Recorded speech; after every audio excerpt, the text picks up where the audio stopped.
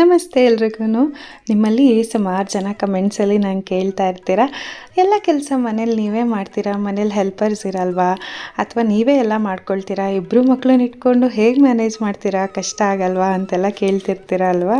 ನಿಜ ಹೇಳಬೇಕಂದ್ರೆ ಮನೆ ಕೆಲಸ ಎಲ್ಲನೂ ನಾನು ಮಾಡೋದಿಲ್ಲ, ನನಗೆ ಹೆಲ್ಪ್ ಮಾಡ್ಕೊಳಕ್ಕೆ ಬರ್ತಾರೆ. ಅಂದರೆ ಪಾತ್ರೆ ತೊಳೆಯೋಕ್ಕಾಗಿರ್ಬೋದು, ಮನೆ ಗುಡಿಸಿ ಒರೆಸಿ ಇದೆಲ್ಲ ಮಾಡ್ಕೊಳ್ಳೋದಕ್ಕೆ ಬಂದೇ ಬರ್ತಾರೆ.